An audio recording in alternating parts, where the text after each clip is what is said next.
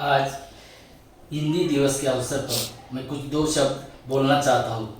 इस अवसर पर आज दिनांक 14 सितंबर 2021 यह दिन हिंदी दिवस करके पूरे हिंदुस्तान में मतलब भारत में मनाया जाता है।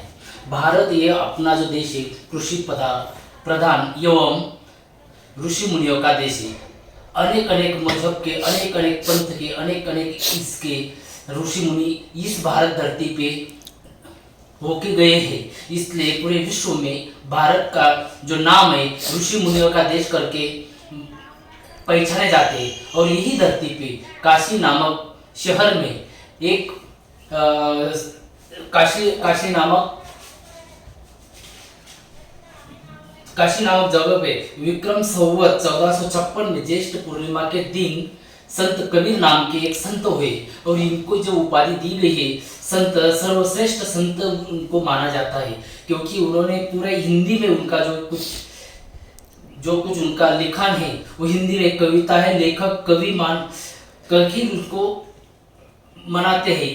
इसी तरह से हिंदी का पूरा अपनी परंपरागत पूरे विश्व में सुख शांति के लिए उनको पहचाना जाता है। और उनकी जो वाणी है इतनी सरलता से समझ में नहीं आती, उनका जो लिखा है इतनी सरलता से इंसान के अपने दिमाग में नहीं बैठती, इसलिए उनकी वाणी अटपटी भी कही जाती है। और इससे अटपटी वाणी संत कबीर ने लिखी है।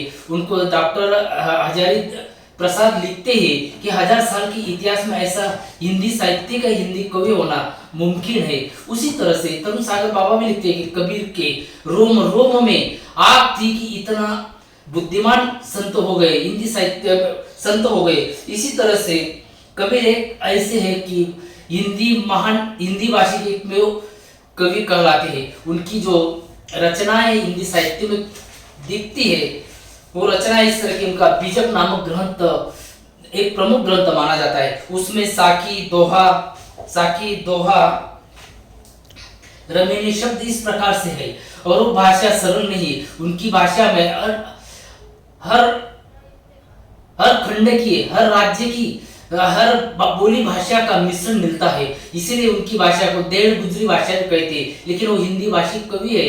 देश विदेश हो फिरा गाँव गाँव की कोरी, ऐसा जेरा मिला नहीं कि लेवे पटक पचोरी। वो खुद अपनी साकी में लिखते हैं कि कबीर साहब लिखते कि मैं कहाँ नहीं घुमा हूँ, देश विदेश हो फिरा, देश तो घुमा हूँ बाहर भी घुमा हूँ, ऐसा जेरा मिला नहीं, मुझे आज तक ऐसा कोई मिला ही नहीं कि लेवे पटक पचोरी। सभी मेरे को शिष्य कहने के लिए कहते हैं, लेकिन गुरु मुझे मिला ही नहीं है। तो इस प्रकार से उनकी जो भाषा है वो अपने समझ में आते हैं। और इसी तरह से उन्होंने मानव समाज के लिए हिंदी में जो कुछ कहा है, दिल में खोजा दिल ही में खोजो, यही करीमा रामा है। उन्होंने अपने देवी देवता का खंडन करते हुए देवी देवता माना है, परंतु उनकी जो भाषा की शैली उसमें अलग तरह से उन्होंने माना है। दिल में खोजो, अपने अंदर जो बैठा है उसको पहले खोजो, दिल में खोजो, यही करीमा रामा है। अरे आप कहाँ जा रहे?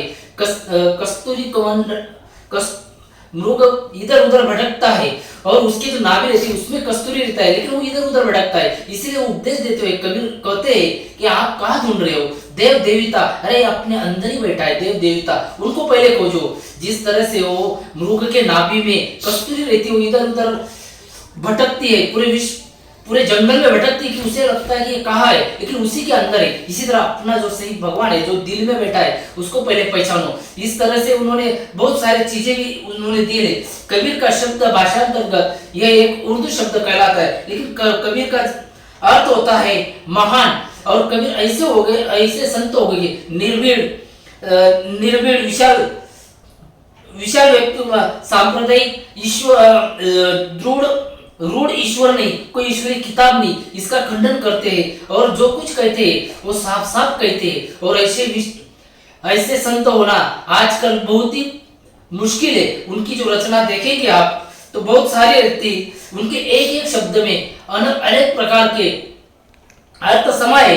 धरती सब कागज करूं, एक साकी में लिखते धरती सब कागज करूं, लेखनी सब वन राय, सात समुद्र की शाही गुरु, गुरु गुण लिखा न जाए। गुरु के बारे में भी उन्होंने इसमें बहुत सारा गुणगान किया है। उसी तरह उनके अनेक ऐसी साखियां है। गुरु गोविंद तो खड़े काके लागो पाए बलिहारी गोविंद आपने जिन्हें गोविंद देव विकास, इस तरह से उनके साखी शब्द रमैनी ये रहता है, लेकिन उनका जो भावार्थ है, उनका जो मर्म है वो सहज नहीं होता है। उनकी वाणी बहुत अलग तरीके से होती है।